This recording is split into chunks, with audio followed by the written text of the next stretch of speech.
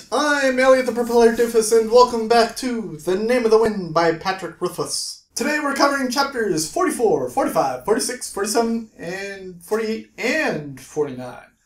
So if you haven't gotten that far, I hope you catch up, because I don't want to ruin anything for you. Our section today begins with Kvothe visiting the fishery and trying to decide which master to learn under. It was his dream to learn the Name of the Wind, but unfortunately he embarrassed Master Him, and Master Him is the only one who will be able to teach him that.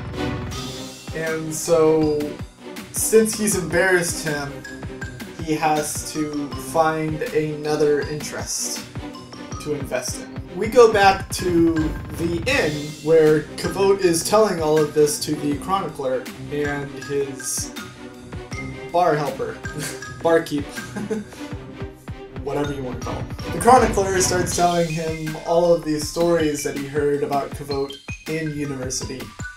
And Kvothe says, well, those are kind of true, but they've been bent a little in their little game of telephone down the line. We go back to the university where Kvothe is looking for a master, and he sees Master Elodin, the kind of goofy master who's a little bit loopy and just comes across as a little bit crazy. Elodin shows him around the campus that he would work in and under if Kvothe was to train under him, and he's just showing them in this fantastical way, and if they ever made a movie of it, I'm pretty sure that would be my very favorite scene of the film. At the end of his tour, Elodin has him up on the roof of the building, and Elodin says, "Jump off," and Kvothe stands there.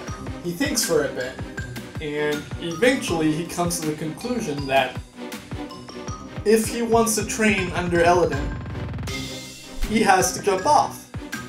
So he takes a step and falls, thinking that Elodin will help him, thinking that Elodin will swoop him up at the last minute and save him. Unfortunately, that's not what happens.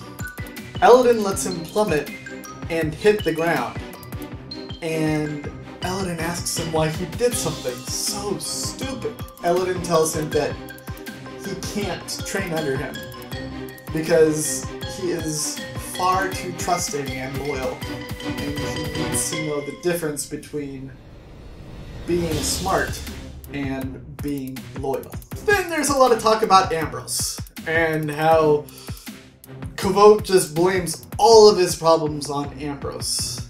And unfortunately, since this entire story is told under his point of view, you kind of have to side with him.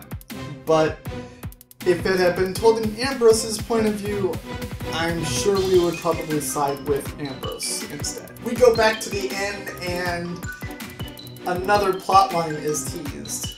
The teasing of meeting the woman of Kvothe's dreams, and who that woman might be. Back at the university again, Kvothe is ending his semester, and they are handing out the amounts that each student must pay in order to continue to go there, and he finds himself with a negative balance, and he is struggling to find a way to make that kind of money. And it's all just reminding me of going to college and getting all of the student loans that I need, and how badly they just sucked me dry. Today's question is, have you ever trusted someone so much and had that trust betray you? Yesterday's question was, when was the last time you got punished? And the last time that I was punished was when I first went to Iraq. I had gotten there, I was having all of my equipment, like, in my rucksack, or on my vest, or somewhere on my body. And I decided that I needed to go to the bathroom. I'm twisting all of my equipment around, and I use the porta potty, and I come out with all of my equipment, and get into formation, and that's when I realized that I do not have my high security night vision goggles because I accidentally left them in the porta potty. Thankfully, my first sergeant found it. And if you are in the military or know anything about the military, you know how much deep shit I was in when that happened. In front of the entire company, I was forced to do push-ups in the loose sand.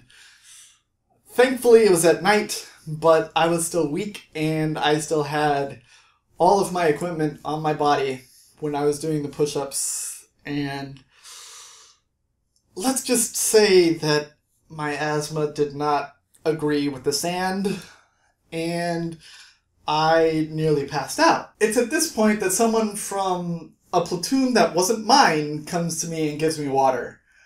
And it's at this point when everyone outside of my platoon starts seeing that I just really, really, really need to get out of there. But I can't, because I'm under contract. And like Kvothe, my word is my bond. But enough about that.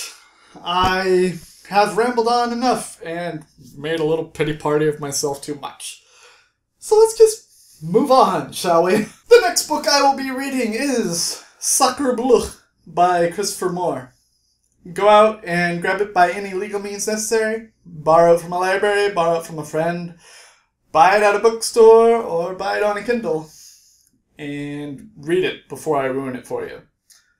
Just a tip, I definitely suggest that you buy a physical copy.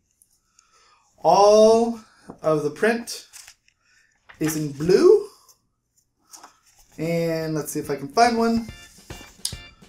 All of the pictures that he discusses are in the book. So not only are you reading his words, you're seeing exactly what he's talking about.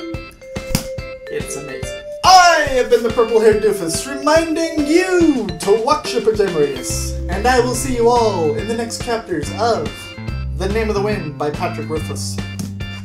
Toodles!